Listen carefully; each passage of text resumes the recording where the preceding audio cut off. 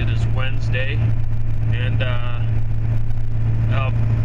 by this video, you should be able to tell that we're running the truck around. Everything's good so far. Made it a hell of a lot farther than I made it yesterday so far.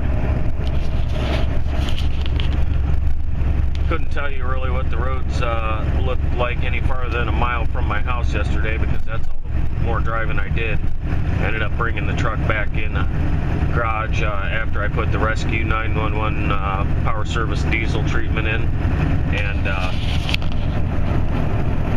just let it sit in there and thaw. The truck was packed up with slush and shit on it yesterday. It was just so cold.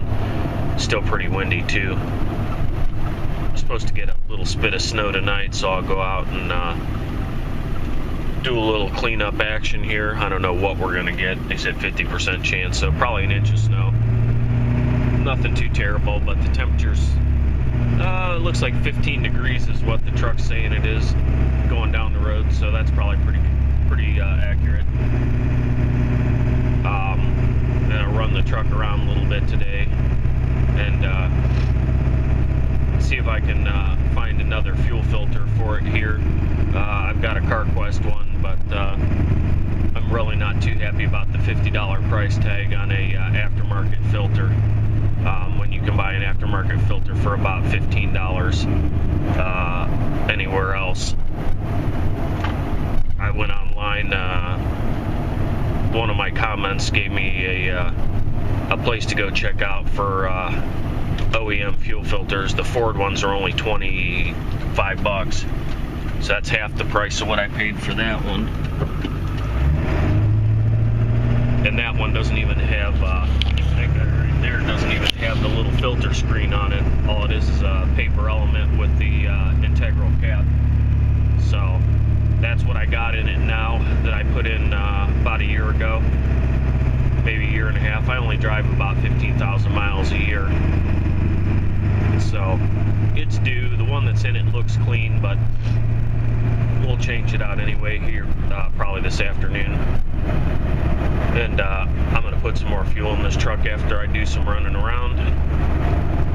No hesitation or stumbling, so the Rescue, I believe, did its job. That and the temperatures are warmer.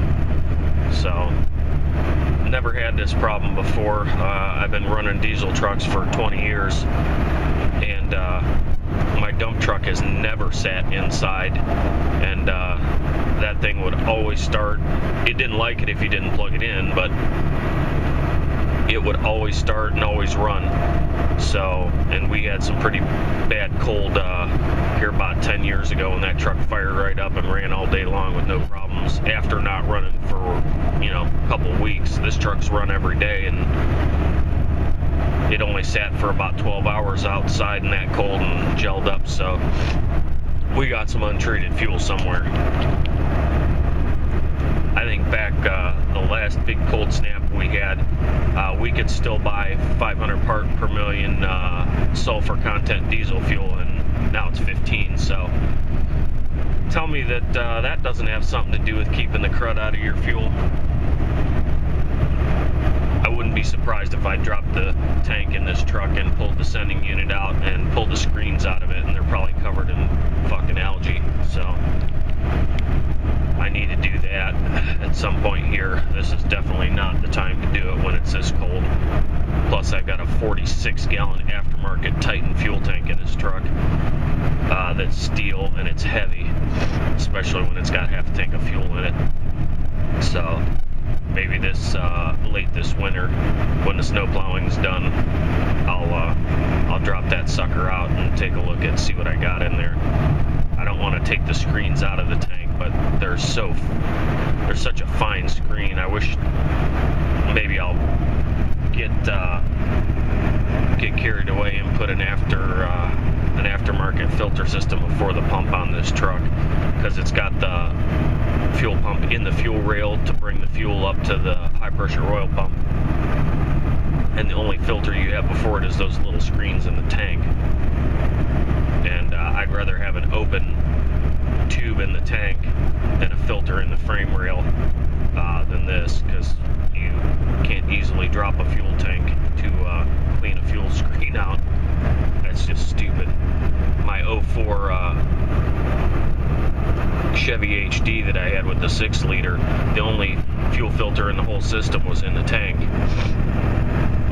And that was just stupid. I don't know why they did that. All the old Chevys for years and years put that little cartridge one right in the frame rail, which when they got corroded they sucked to take off, but at least I could cut a fuel line and scab a new section of fuel line in it if I had to. These, you gotta tear a whole fucking tank out of the truck. And it's easier to pull the bed off to do it than anything else. Than it is to take that fuel tank out. Especially if you have a cherry picker. You'd have or 3 guys, you could have this bed off, and if the bolts come out in about 20 minutes.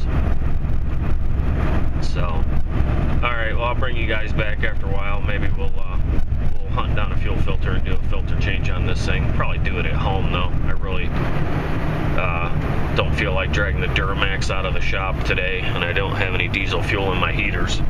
But I do have to run by there and make sure my water lines are good and all that. We don't have any heat in the main part of the building, so I leave the water run when it's cold, and even when it's this cold, that can burst. So we're going to go by and check that out. So I'll bring you guys back after a bit. See you guys back. I figured I'd take you for a little drive here this afternoon. Went out to the shop and got some heat going inside my building, and it was down to about 34 in the shop. And unfortunately for me, I had some frozen water lines. I left my cold water trickle through all that cold spell, and it was still running when I got there, but I had a pile of ice in the sink where it was dribbling onto, so you know it got cold in there. And I should have thought to turn the hot water on too, because I had a hot water line split. So I cut the water off to the building. Once I got it warm, it started just starting to dribble a little bit, so I just shut the water off and kept the heat running in there. Looks like I got one split, so hopefully it's not a huge deal. I'm sure I'll end up with a couple more, but they're in areas that I've fixed before. Building has 3 furnaces in the attic that run the interior of the building, which haven't run in a couple years. They need to be fixed, and I'm not the guy to fix them because that's way out of my pay scale. Landlord won't fix them, so we just leave the water running. He pays for the water, so I'm gonna have to mess with that here over the weekend. But wanted to take you guys on a little ride here. The roads are cleared up pretty good at this point. It's I'm looking at the thermometer here in the truck, and I've got the mileage scale up, so it's 21 out there. Not too bad. It's supposed to warm up over the weekend to somewhere around 45. So this is just going to turn into a swampy mess. Just after the ground froze up real nice for me. Could have been plowing those gravel driveways with no problems, but of course it's going to get warm and rain, so they're going to turn into a swampy mess. But I want to take you guys by a lake that's close to my house here, and basically I wanted to investigate and see if anybody had any 4-wheelers or snowmobiles out on it, just for satisfy my own curiosity. So this is like 1 block away from my house, actually 2 blocks, so about 2 miles, 2.5 miles from my house. We're kind of sneaking in the back way. And the lake we're going to see is Chippewa Lake, which is in Chippewa Lake, Ohio. And these are some houses kind of around where I live. There are a lot of woods. It's actually, I like it over here because it's quiet.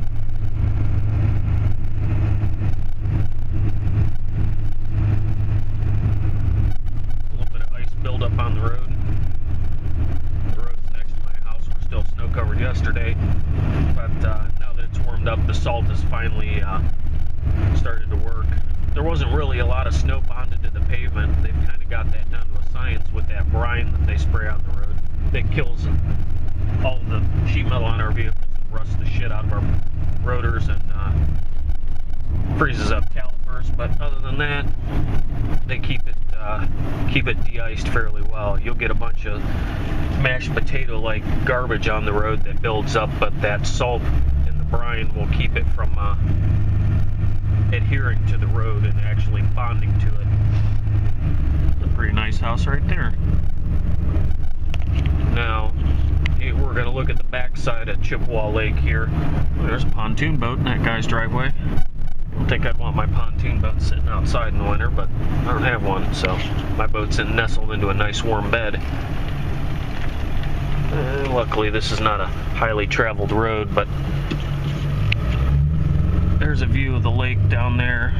We're going to go down this little park access road. The park system, state of Ohio, I wouldn't say that they bought it. They basically took it by eminent domain. This farmhouse right here, this was all his property back here, and they basically took it from him. They paid him for it, but he didn't want to sell it. They wanted to put in kind of like Metro Park type stuff, and there's a building down here like a little event center, so it's kind of cool, but hopefully there's no park rangers down here that are going to give me shit for pulling in here. But there's a little access road there that goes down to the lake, but I don't know if that's I don't know if we can see that. I don't know if the camera's going to focus. It's either a dog or a coyote running across that field. It looks way too healthy to be a dog.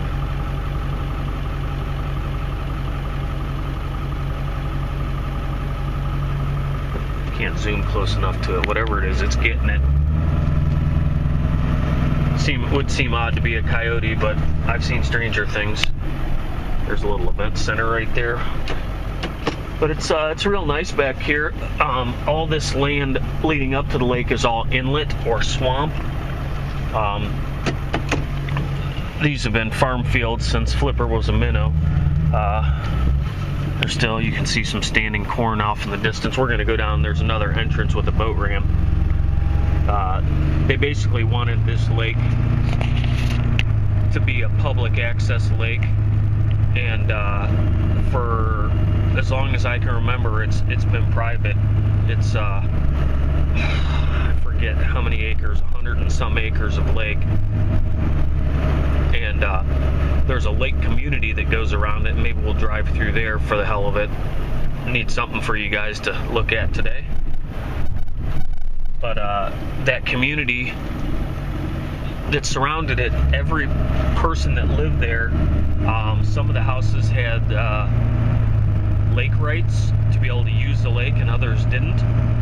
And they had deed restrictions as far as what horsepower limit of an engine they could have on the lake. Now sailboats and other things like that that are on this lake, little Y-flyer sailboats, those are no problem. But there's a little sailboat yacht club down here and all kinds of neat stuff. I used to go when I was back in high school. A buddy of mine used to sail there, and he was in the yacht club. It's pretty fun if you like going slow, and I don't. So,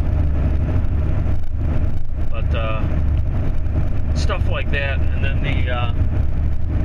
the state decided they wanted it, so they took all this property basically around the lake and the lake by eminent domain, and put in this boat ramp, which for people who were never able to use this lake before, it's pretty cool. But for all the homeowners that had the privacy of using basically a private lake and only having to deal with the other homeowners, it's a real shitty deal. I learned to water ski on this lake, and knee board, and all kinds of stuff like that. It's not real deep. It's big enough to land a seaplane, a small seaplane on. They've landed them on here before. There's a restaurant over there it's in a house that was from, I would say, probably the 40s. Somewhere along there. The restaurant's still there. And we used to have an amusement park on this lake, Chippewa Lake Park. You can Google that and learn about that. But basically, that's long gone in the woods. have overtaken it. It closed in the late 70s, back when I was just a pup. And recently, within the last 10 years, the guy that owned the property sold it to a developer, and they were going to build luxury lakefront homes on this lake. And I think everybody's investments dried up and couldn't afford to continue the project. So we got a project started, but not finished. They were basically starting roads and utilities, and they never made it any farther than that. So we're going to go down this street right here called the Westfield Landing. Now, there never used to be a boat ramp here, but there's some houses down here. And in this tree right here, I'll show you on the way out, because I don't think I can get an angle on it sitting here. You might be able to see it. That dark spot in that tree is an eagle's nest. We have an American bald eagle that lives here. And people will stop here and take photographs of him. It's actually really cool. He's been here, or he and she have been here for about less than 10 years. And they've raised some young, so we're getting some American bald eagles in our area, which is really cool. You don't see them very often. You might see them overhead, but you never see them in the tree.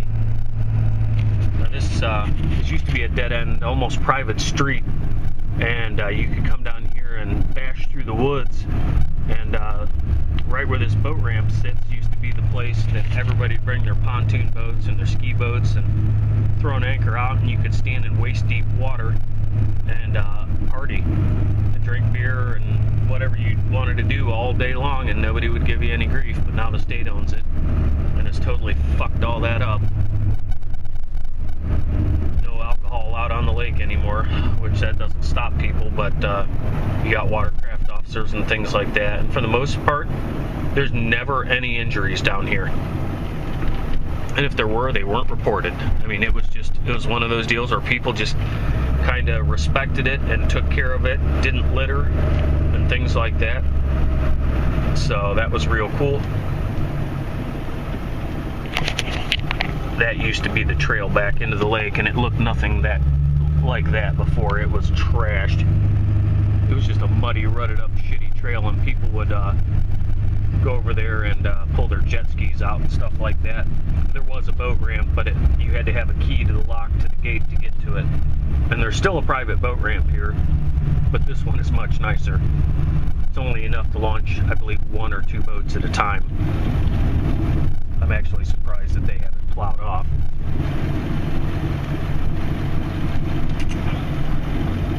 But they did put some markers up here and there. I don't know why.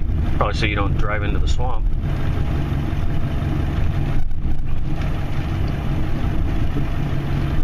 Still really not sure. I guess these lights are all solar paneled, every one of them. So there's no electricity run to them, which seems odd.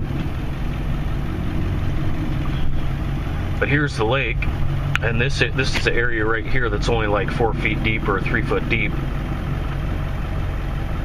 There's a big sandbar out here. They even have a sign, caution, sandbars proceed straight to deeper water. But yeah, we just have this single ramp right here. I thought there might have been 2, but just over this way a little is where people used to put stuff in the lake. But there's all the houses over there all the way around it. And that over there is where the park used to set. And up till a little while ago, we still had a roller coaster over there, but doesn't look like anybody has snuck out on the lake. It's not a very deep lake. It's only about 20 feet deep in the deepest spot. And if you have a sailboat and capsize it, the mast will usually stick in the sand and the mud in the bottom. So pretty neat place though. I'll get you a better view of that eagle's nest when we go out here. I don't have that powerful of a zoom on this camera to be able to really zoom in close on it, but it's pretty sweet. It's neat when you see see the birds flying around in the springtime when they're trying to tend to their babies. I don't know if they have more than one. I think they may only have one, but I'm not a bird aficionado to be able to tell you all about that. All I know is it's here and it's actually really cool. Now, most of this area around the lake and the street that I came in on is at lake level. So when it rains really, really persistently, the streets actually flood. And we have flood markers on the side of the street that tell you how deep the water is, and the water will just rush across the road. And it's been that way forever. They've never bothered to raise the road and put culverts underneath it. So if you get a real bad rain and then it freezes, it turns into a giant ice skating rink across the road. It's really pretty hazardous, but this would be a great place to have a house. I mean, look at these houses. Basically on a dead-end street. The lake's right there. In the summer, I'm sure it's not as fun because there's people coming in and out launching boats, but here's the back of that first cornfield I showed you. And this all belonged to that farmer, and now he's got pretty much nothing. The guy was one of my father-in-law's patients at their dental practice forever, and the guy was just heartbroken when they basically forced him to sell it because he didn't want anything to do with that. And I can't say I blame him one bit. But that's the way she goes, I guess. So I'll get you a little picture of the eagle's nest here, and call her quits after that.